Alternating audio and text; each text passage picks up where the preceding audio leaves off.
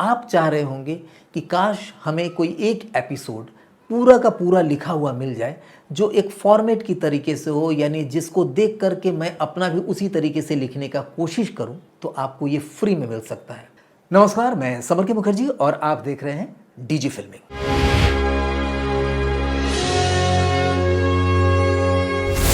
आज हर कोई स्क्रोलिंग में व्यस्त है, हर कोई स्क्रॉल कर रहा है, यानी किसी एक जगह पर ठहर ही नहीं रहा है। कारण उनकी पेशेंस जीरो लेवल का है और ऑप्शंस ढेर सारे हैं।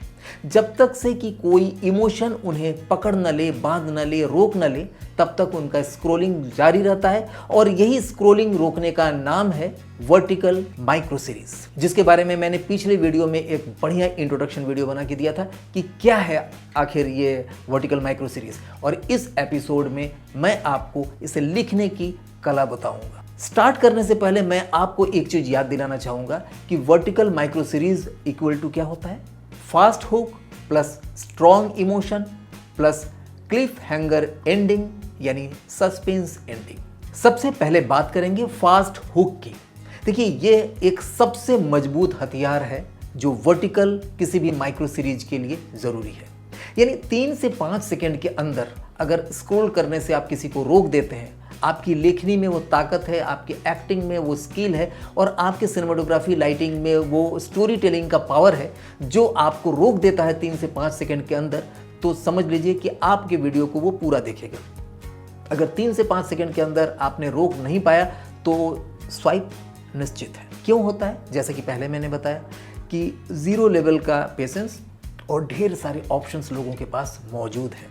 लेकिन सबसे पहले आपको फास्ट हुक लिखना आना चाहिए। फास्ट हुक के 3 प्रकार हैं, 3 पावरफुल प्रकार है। वैसे तो बहुत सारे इसके टाइप्स होते हैं, लेकिन 3 टाइप्स मैं बताऊंगा जो सबसे पावरफुल है कि कैसे आप किसी को 3 से 5 सेकंड के अंदर रोकते हैं। सबसे पहला है शॉक हुक। शॉक हुक मतलब अचानक आप ऐसे बात से शुरुआत करिए, ऐसे डायलॉग से शुरुआत करिए कि लोग शॉक में पड़ जाए। जैसे कोई महिला है, उसका क्लोजअप है, वो अचानक मोबाइल उठाती है और उसके अंदर कोई मैसेज पढ़ करके सामने उसके पति से रोते हुए, उसकी आंखों से आंसू आ जाता है, रोते हुए बोलती है, तो क्या आप मेरे पति नहीं हैं? फिर पति का क्लोज जाता है और पति बोलता है, सही कहा, तुम्हारा पति तो 3 साल पहले ही मर चुका है। ये शॉक है। इसका इम्पैक्ट क्या आएगा? क्योंकि इसमें आइडेंटिटी शॉक मिलेगा लोगों को। आइडेंटिटी शॉक यानी ऑडियंस लॉक। तो यहाँ ऑडियंस लॉक हो जाएगा और आपकी वीडियो को आगे की तरफ देखना स्टार्ट कर देगा। सेकंड है क्वेश्चन हुक, यानी क्यूरियोसिटी ट्रिगर। क्यूरियोसिटी, क्वेश्चन कि ये क्या है। जैसे एग्जांपल लीजिए कि फोन की घंटी बजती है, पद्मा फोन उठाती है, उधर से एक गंभीर आवाज आता है, तुम जिस आदमी के साथ रह रहे हो वो असली में इंसान है ही नहीं। इतना सोचते ही पद्मा शॉक हो जाती है, इसके साथ साथ ऑडियंस भी शॉक हो जाता है और शॉक होने के बाद वहाँ पर वो लॉक जरूर हो जाता है। तो इस तरीके से क्वेश्चन के जरिए, एक चीज़ ध्यान दीजिए, क्वेश्चन का आंसर आप मत बताइए, क्वेश्चन का आंसर ऑडियंस को खोजने दीजिए, सर्च करने दीजिए, वो खुद आगे बढ़ता हुआ जाएगा, भैया इस क्वेश्चन का आंसर क्या हुआ, अगर वो इंसान नहीं था तो वो कौन था, तो आखिर इतने साल से वो कौन किसके साथ रह रही थी। और ये अगर आप सीख लिया ना तो निश्चित जान लीजिए कि आधा जंग आप जीत चुके हैं, क्योंकि 3 से 5 सेकंड रोकना ही सबसे ज्यादा मुश्किल होता है। तीसरा आता है इमोशनल हुक। इसमें ना कोई शॉक होता है, ना कोई क्यूरियोसिटी होती है, इसमें सिर्फ फील होता है। और ये फीलिंग कैसी होती है? दर्द का फीलिंग होती है, लव का फीलिंग होती है, एंग्री का फीलिंग होता है, धोखा का फीलिंग होता है। कोई भी ऐसी फीलिंग जो आपको अंदर से झकझोर दे। जैसे एग्जाम्पल लेते हैं कि एक लड़की अपने बॉयफ्रेंड से बोल रही है कि मैंने तुमको इतना ज़्यादा चाहा, इतना ज़्यादा प्यार किया और सिर्फ तुमको किया और तुमने मुझे बेच दिया। तो वो जो पोर्शन तुमने मुझे बेच दिया, तो वो फीलिंग्स की बात है। तो लोग यहाँ पर जो इस तरह के फीलिंग्स रखने वाले हैं रुक जाएंगे कि भाई आखिर क्यों बेच दिया, इसके साथ ऐसा क्या हुआ था। क्योंकि कई लोग उसके साथ अपना एक इमोशन जोड़ना, कनेक्टिविटी जोड़ना शुरू कर देंगे, इमोशन जोड़ना शुरू कर देंगे कि यार ऐसा होता है, जिसे मैं सिर्फ किसी एक व्यक्ति को मैं दिल से प्यार कर रही हूँ, बाद में पता चलता है कि वो मेरा इस्तेमाल कर लिया। तो ये लोगों को अपने साथ कनेक्ट करता है और यहाँ पर लोग हुक हो जाते हैं। इन तीनों टाइप्स में जो शॉक हुक है वो सबसे इम्पॉर्टेंट है, जो पहला मैंने बताया। ये एक थप्पड़ है लोगों को, जो ऑडियंस है, जो देख रहा है, स्क्रॉल कर रहा है, कि रुक रुक, थप्पड़ मार के रोक देता है कि भाई रुको, इसको देखो। तो इस तरीके की तीनों हुक्स के बारे में और ज़्यादा आप प्रैक्टिस करिए। जब भी इस तरह के कोई वीडियो आप देखें तो आप समझने की कोशिश करिए कि इसमें से कौन सा हुक हमें इस वीडियो के लिए रोक रहा है, इस फिल्म को देखने के लिए रोक रहा है। इसमें बहुत ज़्यादा लोग क्वालिटी भी नहीं देखते हैं, बहुत ज़्यादा एक्टिंग भी हो सकता है ना देखें, लेकिन राइटिंग ज़रूर देखते हैं कि क्या कंटेंट था, किस तरीके से क्या डायलॉग्स था। और इसमें डायलॉग्स बड़े नहीं होते हैं, स्टार्टिंग के 3 से 5 सेकेंड के अंदर रोकना है ना। बहुत बड़े डायलॉग्स के बाद अगर आप कोई इंपॉर्टेंट बात कह रहे हैं तो नो, स्टार्टिंग में ही इंपॉर्टेंट बात करिए। तो ये हो गया आपका पहला पड़ाव, जहां पर आप 3 से 5 सेकेंड में लोगों को रोकते हैं। अब आते हैं अपने दूसरे पड़ाव की ओर। अब बात करेंगे स्ट्रॉन्ग इमोशन का। ये एक्सट्रीम लेवल का इमोशन होता है जहां हम क्या करते हैं कि जो ऑडियंस है, जो दर्शक है, उसका कंट्रोल छीन लेते हैं। वो स्किप करने का जो पावर होता है, स्किप करने का जो मनोवृत्ति होता है, उस पर उसका कंट्रोल ही नहीं रहता है। यानी मैं पकड़ लिया तो उसे आप पूरा देखना ही पड़ेगा। तो ये चीज़ होता है। यहाँ पर क्या होता है कि जो दर्शक होते हैं वो देखते नहीं हैं, फील करते हैं, अंदर से महसूस करते हैं उस ड्रामा को, उस पोर्शन को। और इसको भी पूरी तरह से लिखने के लिए, समझने का मैं 3 प्रकार बताऊंगा कि स्ट्रॉन्ग इमोशन किन किन 3 प्रकार के होते हैं, जो पावरफुल प्रकार होते हैं, ताकि आप समझ सकें कि कैसे आपको लिखना है स्ट्रॉन्ग इमोशन को। क्योंकि ये लगभग 1 से 1.5 मिनट के आसपास का होता है। अगर 2 मिनट का भी माइक्रो सीरीज़ आप सीरीज़ बना रहे हैं तो स्टार्टिंग के 5 सेकेंड आप छोड़ दीजिए हुक पर, यानी फास्ट हुक जो होता है उसके टाइप्स बता चुके हैं। अब आते हैं 1 से 1.5 मिनट का टाइमिंग, जहां स्ट्रॉन्ग इमोशन की बात करते हैं।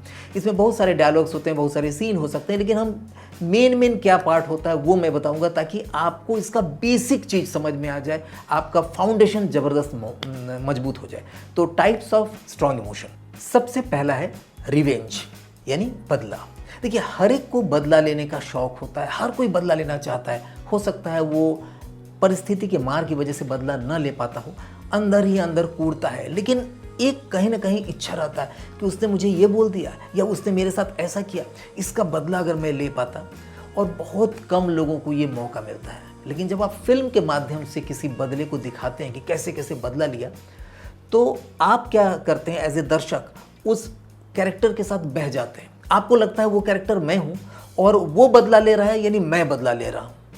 तो वो जो आपको सुकून मिलता है वो उस फिल्म में आपको बांधे रखता है। अब मैं आपको स्ट्रॉन्ग इमोशन के जो फर्स्ट टाइप है, रिवेंज, उसका एक एग्जाम्पल देता हूँ।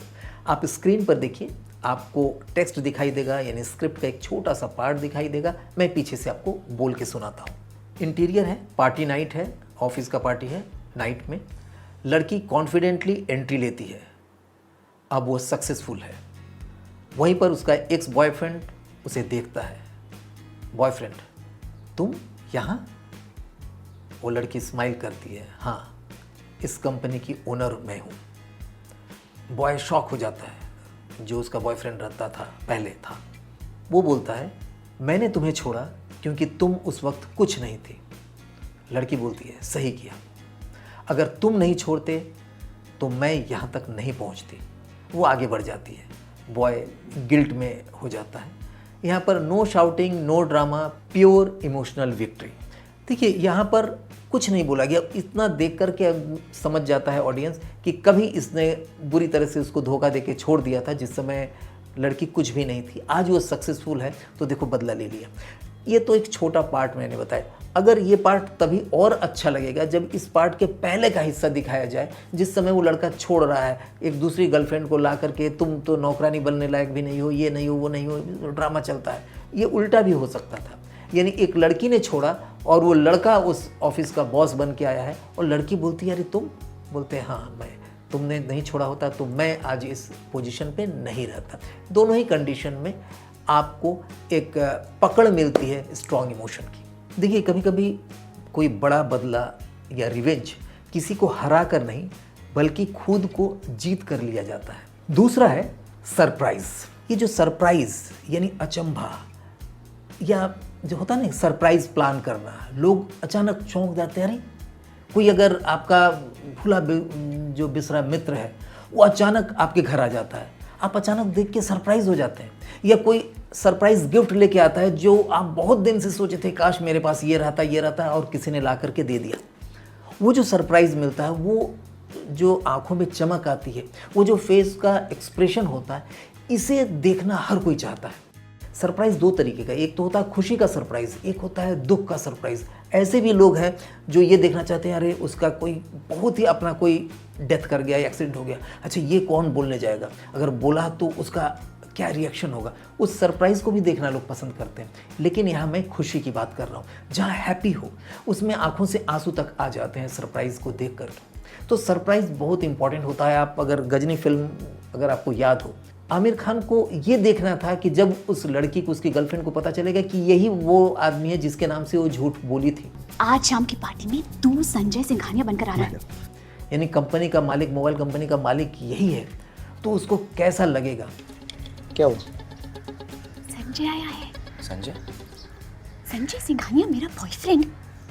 लेकिन काश वो बता पाता, उसके पहले ही एक्सीडेंट हो जाता है, लड़की की मौत हो जाती है, इसको बहुत बुरी तरह से घायल कर दिया जाता है।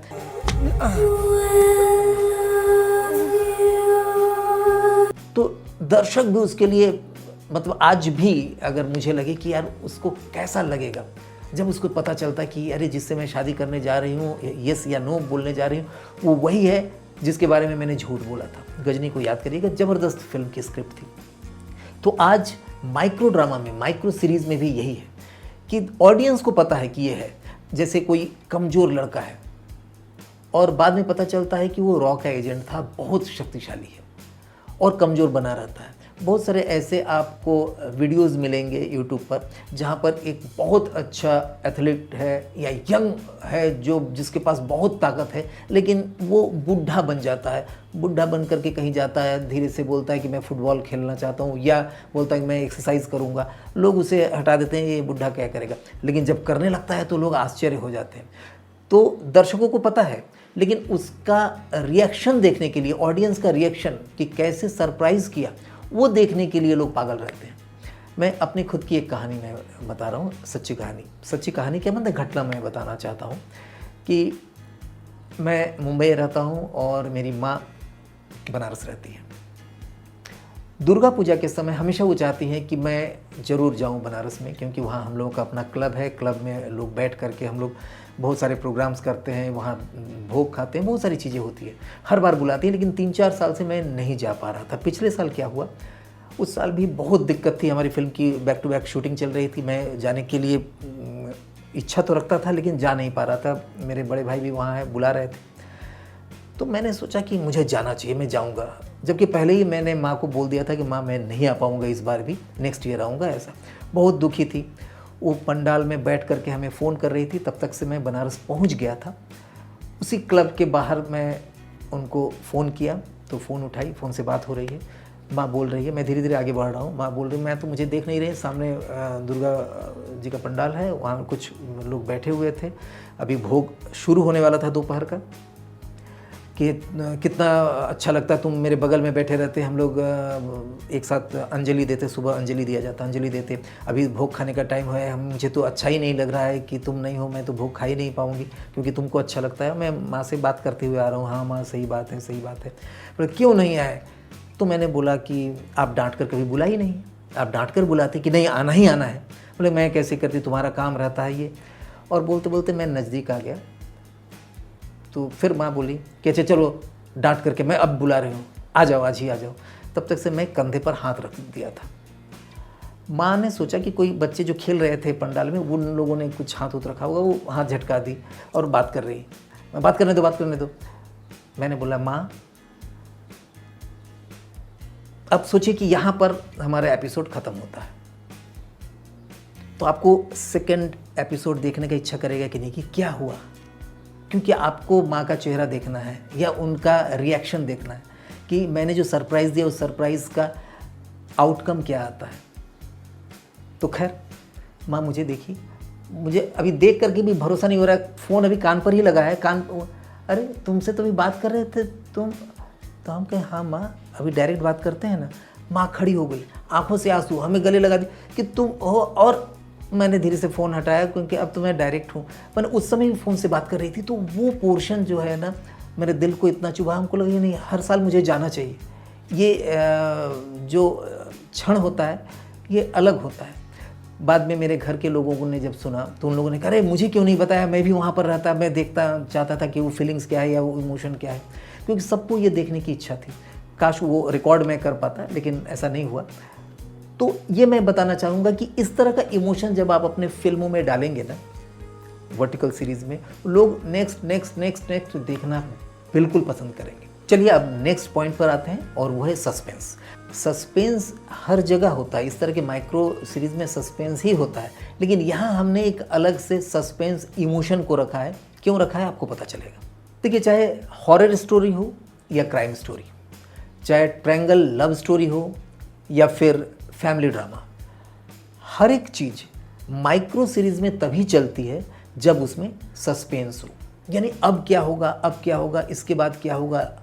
क्योंकि अगर बड़े डायलॉग्स हैं, बड़े बड़े सीन हैं, थोड़ा इसके अंदर आप क्रिएट कर रहे हैं आगे के लिए स्टोरी को, तो वहीं पर उनका जो पेशेंस लेवल है जीरो है। आपको मैंने पहले ही बताया था, तो पेशेंस लेवल ख़त्म हो जाता है और वो स्क्रॉल कर जाता है दूसरे वीडियो पर, आप अपने OTT पर ला ही नहीं पाते।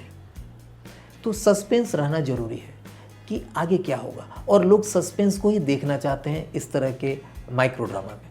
एक एग्जांपल लेते हैं, स्क्रीन पर देखिए। रूम का इंटीरियर है, नाइट है, लड़की अकेली है, फ़ोन बीप करता है, उस पर मैसेज चमकता है, तुम्हारे पीछे कोई खड़ा है। लड़की धीरे धीरे धीरे पीछे मुड़ती है। अब यहाँ पर सस्पेंस है कि कौन है पीछे, अब आगे क्या होगा। अब उसके बाद आगे जो भी चीज़ आप दिखा रहे हैं उसको आप आगे बढ़ा सकते हैं, क्योंकि यहाँ से आपका जो सस्पेंस है वो क्रिएट होना शुरू हो गया है। अब आप इस स्टोरी को आराम से कर सकते हैं। वो लड़की उठती है, कुछ नहीं दिखाई दिया, मान के चलिए अचानक एक साया सा लगा, वो धीरे धीरे उठती है, खिड़की खोलती है, चारों तरफ देखती है, तब तक से पता चलता है कि पीछे बाथरूम का टैप खुला हुआ, उसमें से पानी की आवाज़ आ रही है, टप टप टप टप टपक रहा है। मैं आपको एक चीज़ बताऊं, अभी याद आ गया, ये वीडियो हमारे चैनल पर ऑलरेडी है, थोड़ा सा अगर आप चाहें तो देख सकते हैं। इसको माइक्रो सीरीज़ के हिसाब से नहीं, एक शॉर्ट फिल्म के लिए मैंने बनाया था, जिसमें मैं अकेले था, खुद था, और टोरंटो फिल्म फेस्टिवल में भी गया था, तो उसमें मैं अकेले था। और इसी तरह का भी मैं आवाज़ के बारे में बताया तो मुझे याद आ गया। उसको अगर आप वर्टिकल सीरीज़ में देखेंगे तो आपको अच्छा लगेगा कि वहाँ पर मैं खुद ही शूट कर रहा था, और खुद शूट कर रहा था। तो वो पोर्शन आपको मैं दिखाता हूँ, तो उसमें थोड़ा आपको सस्पेंस इस तरह का मिलेगा, क्योंकि इसको जितना ज़्यादा देर तक आप होल्ड कराएंगे उतना ही लोगों को अच्छा लगेगा, क्योंकि सस्पेंस होल्ड होते रहना चाहिए। भूत की माँ की आँख साला, अगर कभी मिल जाए ना एको दिन, एको मिला कभी मिला तो इसी बुतलवे में बंद कर देंगे। अरे ये बताओ, जिसका ना तो शरीर है, ना हाथ है, ना पैर है, वो हमको क्या डराएगा। अरे छोड़ो यार, ये सब बात छोड़ो। ये बताओ कब आ रहे हो तुम। 1 मिनट, 10 मिनट में फ़ोन करता हूँ, शायद टेलीफोन बनाने वाले हैं। ठीक है, 10 मिनट।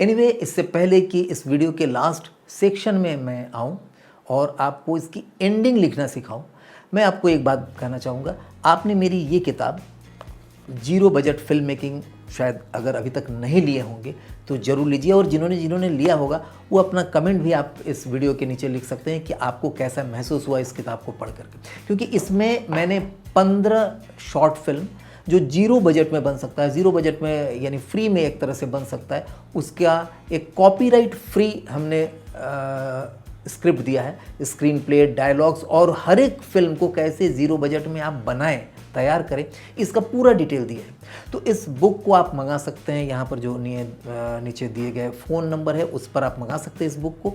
इसमें आपको वो सब चीज़ मिल जाएगी जो फिल्म लिखने के लिए, कोई भी ज़ीरो बजट की फिल्म लिखने के लिए, बनाने के लिए ज़रूरी होता है। आप यहाँ से अपनी शुरुआत भी कर सकते हैं। एनीवे, वापस आते हैं अपने सब्जेक्ट पर, यानी इस माइक्रो ड्रामा जो सीरीज़ होता है उसका जो लास्ट पोर्शन होता है वो होता है क्लिफ हैंगर एंडिंग। चलिए अभी हम समझते हैं कि क्लिफ हैंगर काम कैसे करता है, क्लिफ हैंगर किस तरीके से आपके दिमाग में वो इंजेक्शन डालता है सस्पेंस का, ताकि आप आगे के लिए बढ़ने को मजबूर हो जाए। मान के चलिए रोहन एक लड़का है, उसे मैंने बोला, अरे रोहन कहाँ हो आजकल? अरे यार तुमसे बहुत ज़रूरी बात करनी थी, बहुत इंटरेस्टिंग बात है, इधर आओ इधर आओ। वो आता है, डेफिनेटली वो सुनने के लिए आएगा। और मैं बोला कि यार अभी तो 6 बज रहा है, शाम को बताते हैं। अब वो शाम को 6 बजे तक उसके दिमाग में रहेगा कि मैंने क्या बोलना है, कौन सी इंटरेस्टिंग बात है, क्या इंपॉर्टेंट है, वो कई तरीके का सोच लेगा। या फिर किसी को आप केवल इतना बोल के छोड़ दीजिए, अरे राहुल तुमने क्या बोल दिया मेरे बारे में? नहीं मैं बोले क्या बोल दिया? नहीं मैं बताऊंगा नहीं, अब सोचो, तुम ही सोचो। अब इसको आप बढ़ा सकते हो, वो पागल हो जाएगा कि अरे मैंने क्या बोला, किसको बोला, वो 10 तरीके का नाम लेने लग जाएगा कि इसको बोला क्या, ये बोला क्या, सफाई देने लग जाएगा। घर में आप बोल के देखिए किसी बच्चे को, गलती तो पकड़ ली तुम्हारे, क्यों किया है ये गलती तुमने? अब वो सोच में पड़ जाएगी कौन सी गलती पकड़ में आ गई। जब तक से वो उसे आंसर नहीं मिल जाएगा वो बेचैन रहेगा। तो इसी को कहते हैं क्लिफ हैंगर।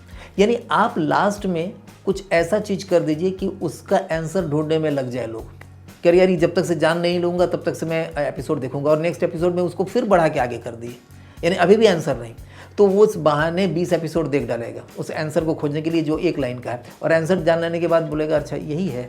तो इसी को कहते हैं कि बंद मुट्ठी लाख का, खुल जाए तो खाक का। तो जब तक आप मुट्ठी को बंद रख पाएंगे उतना देर तक सस्पेंस चलता रहेगा। लाखों का ये चीज़ है। क्योंकि क्या होता है मैं आपको बता दूं, इस तरह की जो माइक्रो ड्रामा की सीरीज़ होती है ना, इसमें कहानी नहीं बिकता है, स्टोरी नहीं बिकता है, इसमें सस्पेंस बिकता है कि कितना अच्छे ढंग से आप हुक बना के लाते हो और कितने अच्छे ढंग से आपको सस्पेंस क्रिएट करके लंबे दूरी तक आप खेलते हो। तो इसलिए ये फिल्मों से और वेब सीरीज़ से एकदम अलग है। कई लोग हो सकता है इसे पसंद न करते हों, लेकिन आने वाले दिनों का यही फिल्म मेकिंग है। हाँ, इसी को फिर बड़े जगह पर लेके जाएंगे। आज धुरंधर 1, 2 आप दोनों देखे होंगे। इतना 4 घंटे की फिल्म कैसे लोग देख पा रहे हैं? इसलिए क्योंकि हर समय उस क्लिफ हैंगर जो नियम है उसको उसमें रखा है। बीच में 1-2 जगह पर जहाँ क्लिफ हैंगर नहीं है वहाँ पर आप देखेंगे धुरंधर देखते समय भी आप बोर हो जाएंगे, लेकिन उसके अलावा हर जगह वो आपको हुक करके रखता है, आप आगे देखने के लिए बैठे रहते हो। तो ये बहुत ज़रूरी होता है। तो वैसे एंडिंग का जो पोर्शन है उसके लिए एक एग्जांपल मैं आपको देता हूँ। क्लिफ हैंगर का जो फॉर्मूला है वो ये है, बिल्ड इमोशन। सबसे पहले आपको इमोशन बिल्ड करना पड़ेगा, फिर क्रिएट क्वेश्चन। आपको एक क्वेश्चन क्रिएट करके देना पड़ेगा कि भाई आपको ये जानना जरूरी है, ये क्वेश्चन है। और फिर जब टॉप पर जाएगा तो वहाँ पर कट कर देना पड़ेगा, यानी एंड कर देना पड़ेगा कि क्वेश्चन का आंसर जानने के लिए आगे देखो। तो यही 3 चीज़ है।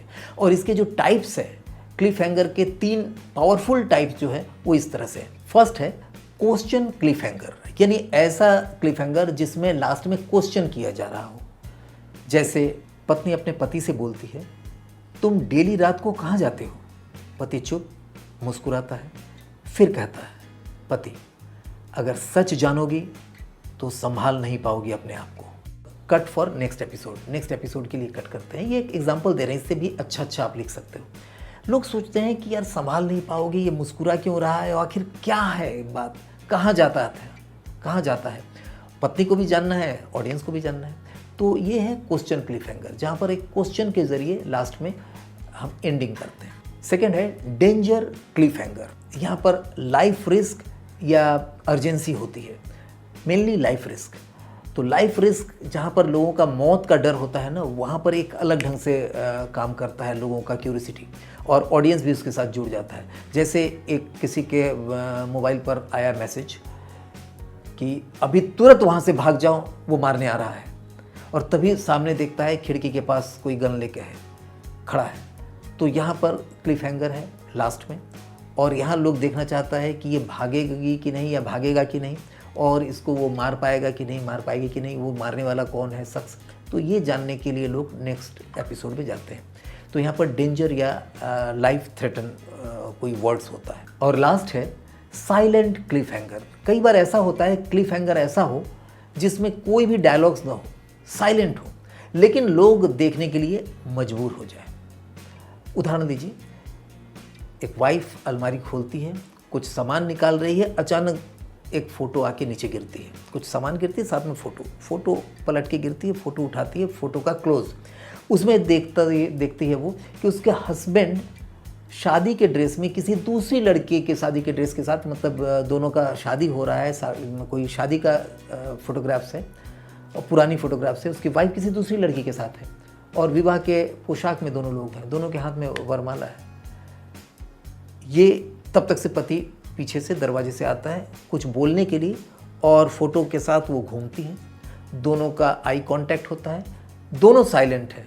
अब यहाँ पर नेक्स्ट एपिसोड, तो ये है साइलेंट क्लिफ हैंगर। यहाँ पर कोई कुछ नहीं बोला, लेकिन आप दूसरे एपिसोड को देखने के लिए, नेक्स्ट एपिसोड को देखने के लिए आप डेफिनेटली बंध गए। सच में देखा जाए तो क्लिफ हैंगर एंडिंग जो है वो वहाँ का एंडिंग नहीं होता है, बल्कि वहाँ पब्लिक के दिमाग में कहानी शुरू हो जाती है। आपने तो वहाँ क्लिफ हैंगर कर दिया है, एंड कर दिया, लेकिन वहाँ से पब्लिक के दिमाग में एक स्टोरी शुरू हो जाती है। अगर आपस में बात कर सकते हैं तो उसके बारे में बात करेंगे, अच्छा ये हुआ होगा, वो हुआ होगा, अपने मन में भी बात कर सकते हैं। तो ये है, जो भी हो आपको समझ में आ गया होगा कि किस तरीके से वर्टिकल माइक्रो सीरीज़ लिखी जाती है। आपके अंदर आत्मविश्वास निश्चित तौर पर आ गया होगा, लेकिन आप चाह रहे होंगे कि काश हमें कोई एक एपिसोड पूरा का पूरा लिखा हुआ मिल जाए, जो एक फॉर्मेट की तरीके से हो, यानी जिसको देख करके मैं अपना भी उसी तरीके से लिखने का कोशिश करूं, तो आपको ये फ्री में मिल सकता है। मेरा एक व्हाट्सएप ग्रुप है जिसका लिंक मैं नीचे दे रहा हूं, तो वहां पर आपको मिलेगा एक निःशुल्क फ्री फर्स्ट एपिसोड का कंप्लीट 2 मिनट का जो माइक्रो सीरीज़ का पहला एपिसोड आपको मिलेगा। उसी तरीके से आप आगे के एपिसोड भी लिख सकते हैं। आज का ये वीडियो कैसा लगा निश्चित तौर पर आप लिखिएगा, और अगर इस वीडियो को प्यार मिला, अच्छे ढंग से लोगों ने देखा, इसके व्यूज़ अच्छे आए, इसके कमेंट्स ठीक आए, इसको लोगों ने शेयर किया, लाइक किया, तो निश्चित तौर पर मैं इसका नेक्स्ट जो पोर्शन है, यानी डायरेक्शन कैसे किया जाता है इस तरह के सीरीज़ का, किस तरीके से इसकी एडिटिंग होती है और किस तरीके से आप इसको सेल करते हैं और अच्छा खासा अमाउंट, अच्छा खासा पैसा आप हर महीने इससे कमा सकते हैं, इस पर मैं अलग अलग वीडियो ज़रूर बनाऊंगा। इसके लिए ज़रूरी है आप हमारे चैनल को सब्सक्राइब करिए, इसको और लोगों तक पहुंचाइए, क्योंकि जितना अच्छा आपके यहाँ से रिस्पांस मिलेगा उतना ही अच्छे अच्छे कंटेंट मैं बनाने की कोशिश करूँगा। आज के कंटेंट के बारे में ज़रूर आप अपना राय रखिएगा। नमस्कार। हाय, आई एम प्रियंका। 12th के बाद मेरे छोटे भाई ने सोचा कि IAS, IPS, doctor, engineer, bank, railways exam crack करने का, और उसने कोचिंग क्लासेस में भी एडमिशन ले लिया। मैंने उससे पूछा, तुझे पता भी है इसका सक्सेस रेट बस 2 से 3% ही है, तूने कुछ प्लान भी सोचा है कि नहीं? उसने कहा प्लान बी। फिर मैंने उसे फिल्म मेकर बनने का सजेशन दिया, और उसमें मेरी मदद की डिजी फिल्मिंग ने। यस, डिजी फिल्मिंग ये एक ऐसा प्लेटफॉर्म है जहाँ पे कंप्लीट फिल्म मेकिंग की नॉलेज मिलती है, और इसका ऑनलाइन फिल्म मेकिंग कोच आपको हिम्मत देता है।